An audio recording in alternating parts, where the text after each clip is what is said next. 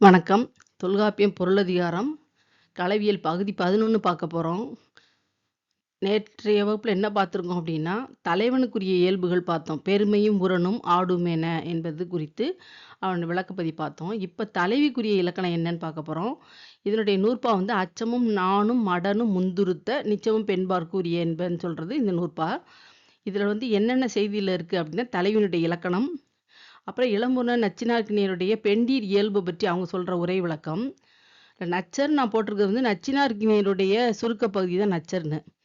அடுத்து வந்து கொளுத்த கொண்டு கொண்டது விடாமை என்பது குறித்த விளக்கப்பகுதி. இவ்வுரைக்குள்ளேயே வரக்கூடிய இன்னொரு செய்தி இது. எது மடமை எது பேதமை என்பதற்குரிய விளக்கம். அகநானூறுல இருந்த ஒரு சான்று பாடல், நகை நீ கேளாய் தோழி என்று சொல்ற பாடல். முந்துருத்த என்பது குறித்த விளக்கப்பகுதி. மடனும் பேதமையும் என்பது குறித்த விளக்கம். இதெல்லாம் இந்த வகுப்புல நான் பார்க்கலாம். முழுக்க முழுக்க தலைவி எப்படிப்பட்டவளாக இருக்க வேண்டும் என்பதுதான் இந்த நூற்பா.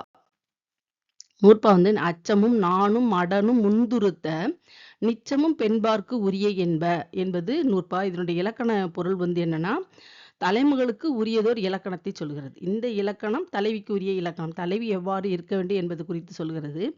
அவளுக்கு என்ன இருக்கணும்னா, அச்சமும் நாணும் பேதமையும் இந்த மூன்றும் தான் பெண்டிற்குரிய இயல்பாக இருக்க வேண்டும். அது எப்படி இருக்கணும்? நாடோறும் முந்துறுதல், எப்பொழுதும் இருக்க வேண்டும் என்பது பற்றி விளக்கப்பகுதியாக அமைகிறது.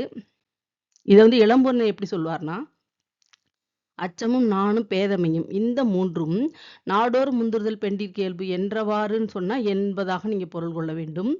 இப்போ அதற்கு உட்பொருள் என்னன்னா, வேட்கை உற்றுளியும் அச்சத்தான் ஆதல் நான் ஆதல் மடத்தான் ஆதல். வேட்கை உற்றுளின்னா என்னதுன்னா, நடக்கும் பொழுது என்ன நடக்கும்? வேட்கைன்னா விருப்பம் ஏற்படும் பொழுதெல்லாம் அவளுக்கு அச்சம் வருதல், நாணம் வருதல், மடம் வருதல், இவையெல்லாம் புணர்ச்சிக்கு இசையாது நின்று அவன் சொல்றான். தலைமகளுடைய குறிப்பு உணர்ந்தவன நீ இயற்கை புணர்ச்சிக்கு அவன் வந்து வரணும்னு சொல்றான். அப்ப அவ வந்து முடியாதுன்னு சொல்லி அந்த இசையாது வேண்டாம் என்று அதற்குள்ளே நின்று வரைந்து எய்தல் வேண்டும் என்பது போந்தது. ஆக அவ என்ன சொல்றா? இயற்கை புணர்ச்சிக்கு அடுத்த நிலையான வரைந்தெய்தல், திருமணத்தை நோக்கி நாம் செல்ல வேண்டும் என்பதை அவள் சொல்லுவதற்கு அவள் அதற்கேற்றவாறு நடந்து கொள்ள வேண்டும் என்பதுதான் இந்த இலக்கணம். இவ்வாறு இருவரும் உள்ள புணர்ச்சியால் நின்று வரைந்து எய்தி மெய்யுறும். அவர்கள் வந்து மனதால் ஒன்றுபட்டு பிறகு வரைதலை நோக்கி அவர்கள் செல்வார்கள். இதுல நச்சினார்க்கினி என்ன சொல்றாருன்னா, அச்சம் என்பது எதற்காக பயம் வருது? அன்பு காரணத்தில் தோன்றிய அச்சம். உட்கும் என்றால் அச்சம். ஆக அன்பு வருவதனால்தான் அந்த அச்சம் வருகிறது. நாணம் வந்து நாணம்தான். அது எப்ப நிகழும்? காம குறிப்பு நிகழ்ந்த வழிபடுவதோர் உள்ள ஒடுக்கம். மனதானது ஒடுங்கிக் கொள்கிறது. நாணம் வந்தவுடனே மனது ஒடுங்கி அவளுடைய செயல்பாடு ஆரம்பிக்கிறது. மடன் என்று சொன்னால் மடமைத்தன்மை.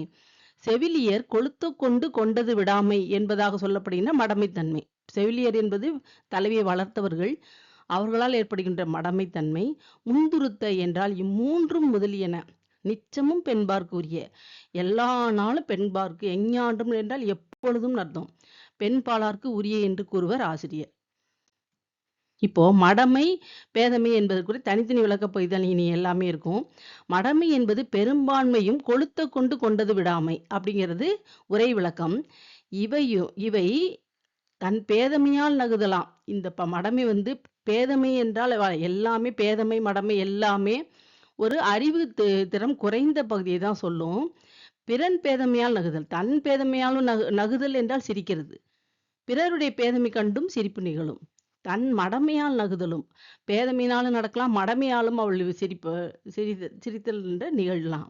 அது நகுதல் என்பது சிரிப்பு, புன்னகைதான். பிறன் மடமையால் நகுதலும், ஆக தனக்கு உள்ள மடமையாலும் அவள் சிரிப்பாள், பிறருடைய மடமைத்தன்மை கண்டும் அது எள்ளி நகையாடுகிறாள். இவை இரண்டாலும் நடக்கும்.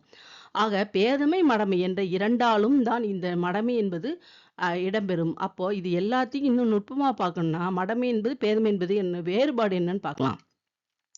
அதற்கு முன்னாடி அவர் கொளுத்த கொண்டு கொண்டது விடாமைன்னு சொல்றாருல, அந்த உரை விளக்கம்னா, கொளுத்த கொண்டு என்றால் பிறர் அறிவிக்க தாம் அறிந்து கொள்ளுதல். கொண்டது விடாமை, தான் உணர்ந்து கொண்டதை பிறருக்கு புலப்பட வெளிப்படுத்தாமை. அது முழுக்க முழுக்க தான் பிடிச்ச முயலுக்கு 3 கால்னு சொல்ற மாதிரி தானுக்கு என்ன புரியுதோ அதை தான் ஃபாலோ பண்ணிட்டே இருப்பாங்களா, அதுதான்.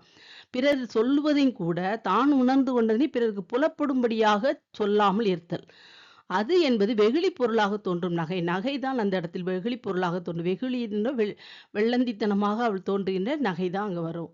அப்போ பேதமைக்கு சான்று சொல்லும்போது என்ன சொல்றாருன்னா, "நகை நீ கேளாய் தோழி" என்ற அகநானூற்று பாடல்ல, "தோழி நகைப்புக்குரிய நிகழ்ச்சி ஒன்று நீ கேட்பாயாக" என்று அவர் சொல்லிட்டு தோழியை கூப்பிட்டு தலைவி பேசுவதாக அமைகிறது. இந்த இடத்தில் பேதமை பொருளாகத்தான் நகை பிறக்கிறது. எல்லாமே நகைன்னா சிரிப்பு தான். இப்போ முந்துருத்தம் என்பதற்கு என்ன பொருள்னா, கண்டறியாதன கண்டவிடத்து மனம் கொள்ளாத பயிர்ப்பு. எதையாவது பார்க்க முடியாதவற்றை திடீரென பார்க்கும் பொழுது பயிர்ப்பு தோன்றும். அந்த பயிர்ப்புன்னா அருவருப்பு தன்மை தோன்றுகிறது.